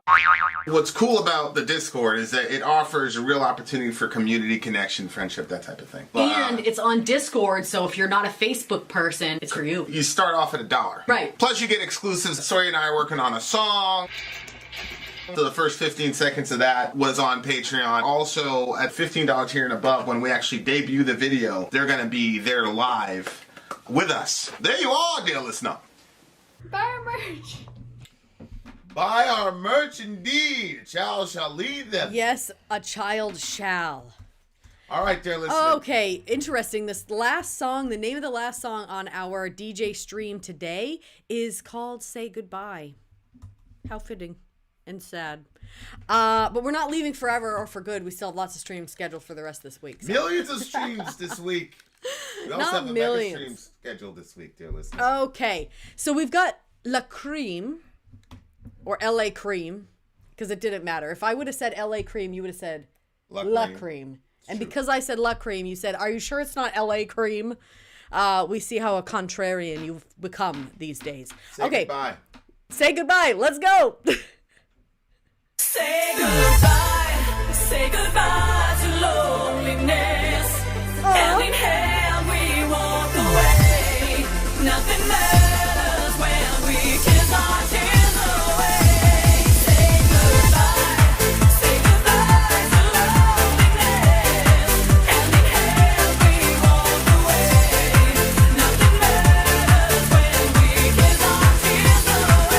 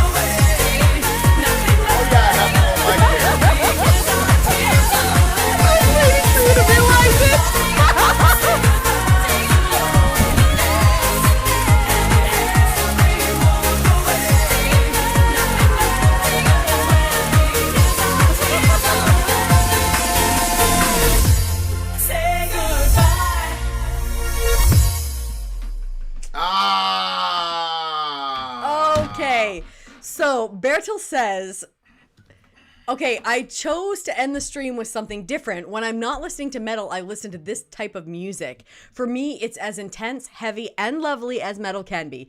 Thank you for the stream, and I hope you enjoyed it as much as I do. This song was like so super fun. I know that I've told you guys before, but it's like, it's such a fun memory. My parents were out one night, and we had a friend that like, there was like one guy in the neighborhood. His name was Simon. Shout out to Simon. And my parents trusted him implicitly. Like, literally, they thought as long as Simon was there, like, they trusted him more than they trusted any of us, probably. So Simon was over. He brought a fog machine. He brought, like, strobe lights and other types of lights. He had all kinds of stuff. Honestly, now I think about it, he was an only child. Like, what the hell was he doing with all this stuff? And he didn't really go out, so I don't, or that I know of. Maybe, who knows? What were you doing with all this stuff? Anyway, so he had all this stuff. He brought it over. We set off these machines. He brought music, which, you know, we were not allowed to have music. And my parents had this, it was a speaker system in our, it's so weird because even though we didn't have music, my parents had like these speakers set up in the living room. They were like in the ceilings. Like it was like, so they would listen to their sermon-y things or whatever through that. So we put it through, there was a tape deck. Boop, you threw the tape in and it would play over the speakers. We played that music so loud. It was like stuff like this, running around, jumping around, lights were flashing. It was honestly like we were teenagers, but it was like such pure fun. Pure! Yeah, because there was no relationships anywhere. Like nobody was interested in anybody. There was no sexual tension or sexual anything. Like it was literally just for the fun of it. Like when you're a kid. It was great. So this song reminded me of it. Hey, was that a joke that this was? Yeah, that was a joke. What? Somebody said this is Floor's first band, but I believe it was a joke. Oh no, it's sad. I remember that day you left me without a trace. I was always afraid to give my heart away. Now I've lost it. Why should I come back? Say goodbye to loneliness. Hand in hand we walk away. Nothing matters when we kiss our tears away. Oh. Now I know that you're the one for me. Please give me another chance. I'm no longer afraid to give my heart away. Baby, come back and stay. Why should I come back? Oh, okay. So this looks like it's one of those situations where I remember that day you left me without a trace. So you think that the person left because they were unwilling to give their heart away because they were too fearful, so they were holding it too close, and then they couldn't really. Yeah. Why are you making that face, babe? Oh no, it just happens. Yeah, but what does that face mean? What are you actually thinking about it? You have a story? No, I'm just saying. I mean, fear is a hell of a thing. You know what I'm saying? Yeah. That's all I. What are you not saying? No, but yeah, I mean, the day you left without a trace, I was afraid to give my heart away. Now I've lost it. It's true. That does happen with people from time to time. That's so sad. You gotta take a risk, damn it. Well, you know, it's like, look, people have circumstances in their life that make it so that they're afraid to take that. Mm-hmm. Take that plunge. Mm-hmm. You know what I'm saying? Yep. So it's one of those things where it's like, I think one of the wisest instructions you can ever give somebody is that you have to choose your heart. That's exactly it. Right? Yep. That's exactly it. Getting your heart broken is hard, but missing out on the potential love of your life is also hard. Yeah, Jordan Peterson said something that I thought was really fascinating in regards to people who deal with fear. He was saying that a lot of times people are so afraid to do something because, like, let's use this example. So the fear is, well, what if we fall in love and what if something goes wrong and then I lose it? Right. But then you have to, so then it kind of makes people be at a standstill. Well, I'm not going to put my heart out there because I could end up losing love, blah, blah, blah. But he said, instead of looking at what could go wrong if you do X, Y, and Z action, rather look at what will happen if you don't do anything. If you remain unchanged and you don't move forward in that course of action. So then you say to yourself, okay, well, if I don't do it, then I could miss out on like this amazing relationship. And then I could find myself alone or, you know, instead of being in that relationship. So weighing out the negatives of what if you don't do it is, like you said, choose your hard. Yeah. I mean, you're not going to escape.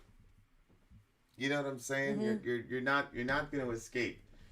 And I think like it's really interesting, like this whole Tom Brady situation for me. I've been analyzing myself. It's like you're in this strange and obviously, it's easy for me to make this analogy because I'm with you.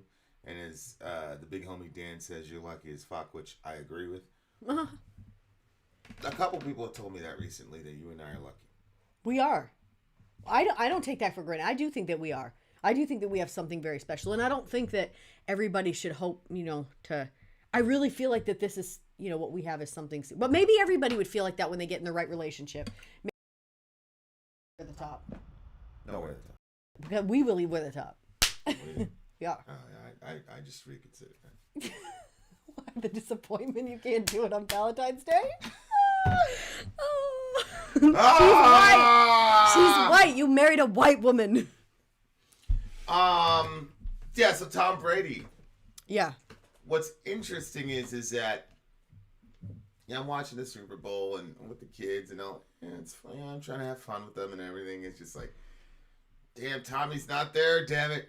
Didn't have that same energy. That's for sure. I don't think I finished this for you. You know how you have schedule stuff and you have calendars, mm-hmm. and your iPhone pops up the thing. The reminders, yeah. So Tom, he posted on Twitter his calendar reminder for the Super Bowl because he said it at the beginning of the season because he was supposed to be there, and he said "fuck," man. And it was just like, damn, Tom. It was like it was a knife to my heart. And then he that Man in the Arena series? Yeah. They got one more episode, and it's his dad talking about him retiring. And his dad is getting all emotional and all this, and I'm like, fuck, man, because I'm expecting him to come back to the 49ers. Maybe take a year off. Mm-hmm. Then come back to the 49ers, win a title, then go out on top, damn it! I know. Beat Matthew Stafford and those bums. But my point is, here's the point. I knew at some point that shit was going to end. Mm-hmm. Right? But you wouldn't say, oh, it was a waste watching this guy do this for so many years. No. It wasn't a waste. No, absolutely not. Yeah, it had a terminus, but yeah, the time that you were in it, you enjoyed it. Mm-hmm. All the ups and downs, and you're grateful for it looking back. You know what I'm saying? So yeah, that's kind of, I've been analyzing and all that because I've been having a hard time. Because once you get anyway, I'm not going to explain my affinity for Brady. Me and Seven were arguing yesterday. Seven is so ridiculous with that. I love Seven's, he's like literally one of the closest people to me, like in the world. Not on the channel, in the world. And Seven, you got a spot. He has this crazy like psychological tick where he says that Brady's like 1B. I'm like, which quarterback is better than, what the fuck are you talking about? Like, I was literally trying to figure this out. Like, you know more about football than Joe Montana. What the fuck? But anyway. So anyway, it's a bad analogy. But the point is, it is better to love than, and then love and lose. It's better. Like, I would, you know what I'm saying? Like, yeah. Some horrible thing happened. I would say, oh, I wish I never met Sori. Like, we've had a lot of, and plus we're vibing really well now. Really, really well. Mm-hmm. Now I get more than 2.5 hours of sleep. Mm-hmm. And you're sleeping when the moon comes out. Yeah, for sure. But love is important. Love is important. Now here goes Amy. Who's a master of twisting what I have to say to be as negative as possible. Because only couples can be lucky. You hear that, all you single losers? No, bitch! That's not what I said. What I said was, we are very lucky as a couple. And what I said was that people have told me that, including the big homie Dan. I didn't say that meant that you guys were unlucky. My homie my big homie, Augustine. Here it is. There's the proof.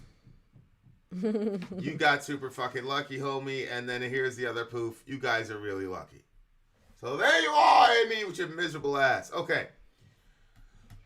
Augustine was single, so you can be lucky and single. Not everybody intends. I mean, Jesus was single. Mm-hmm. The Apostle Paul was single. Not everybody is. Oh yeah, and you told us too. So what are you talking about? See that last. Okay. This is a 10. Dwayne. It's a 10. So mad. 10.5. Stop! It's not a 10.5. I'm doing this for Dwayne. This one is actually 9.6 for me. It has to be a high score because, you know, I felt a certain level of nostalgia when I listened to it. So I went back to my about Simon? I went back to my 15-year-old self when, you know, that was our rebellion. Mom and Dad are gone. Let's fill the house with smoke. What happened when they got back? Well, we turned it off before they got back and opened up all the windows and stuff. See, my mother wouldn't have cared. And I think my father would have been probably the one to have a problem with it, but I'm not even sure. Eventually what we decided to do is we would fill the garage. So then we would just open up the garage door and all the smoke would come out. It was really fun. Oh, okay. So yeah, there you go. The smoke of your torment. What is this smoke? You should have played a real prank. You should have been like, we had a prayer meeting in the... Man, I'll tell you, I wish that I could get... Babe. We made these, like, we recorded these videos where we did, like, skits. And now that I look back, like, I was pretty much the one that dictated what they were going to be. And all of them were, like... It was very easy to see, like, this child is depressed. This child is struggling with suicide. Nobody saw the signs. Nobody... What the heck? Oh, but I always like tried to make it funny, but it was, I believe a lot of them were cries for help. In one of them, like it was, I decided like life was just too difficult and that I was going to kill myself. And I had this big pill, this big. So then in the skit? Yeah. And I was like, you know, and then signing the whole big thing. But yeah, it was always trying to be like funny. These skits for your parents? We were shooting videos. We were recording all of them. So they could have, if they would have expressed even the slightest bit of interest, we would have showed them. But they didn't show interest in it. But we did do some really weird ones when we were kids too. And if I get my hands on any of that, I will make it available to the patrons. Well, will you really? Oh, yeah. My mom has this really weird one where she's like this crazy teacher. And we were like the teenagers spray painting the walls and stuff at the school. Anyway, it's weird, and my mother is very weird in it, so it's very interesting. Well, if you want to see Soraya, no, I don't have them. I don't jump on Patreon for that because I don't have them yet. If I get my hands on them, then I will. All right. So yeah, what did we give this one? A 9.8 for me. Shout out to Dwayne. And y'all are just mean, he said. Bertel, thank you for this stream and thank you for this last song. Yeah, I liked going down that little memory feeling with that, so that was very fun. down memory lane, bitches. Happy Valentine's Day. My second favorite reactors goes to Happy Valentine's Day. Happy Valentine's Day, everybody. Whether you're single, married, boyfriend, girlfriend, whatever. Happy Valentine's Day. Amy Lee Forever is unsubbing. This is the 9th time she's unsubbed. Why would you put her on blast like that? Yeah, that used to happen all the time, especially at the beginning of the channel.